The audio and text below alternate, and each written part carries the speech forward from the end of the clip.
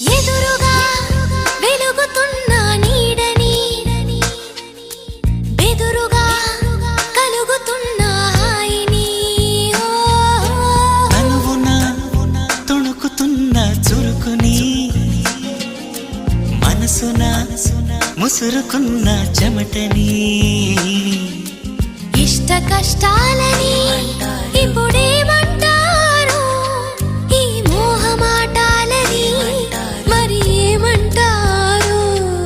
స్వల్ప భారాలని ఇప్పుడేమంటారు సమీప దూరాలని అసలేమంటారు జారే నింగిని దొరలాంటి దొంగని పాడే కొంగుని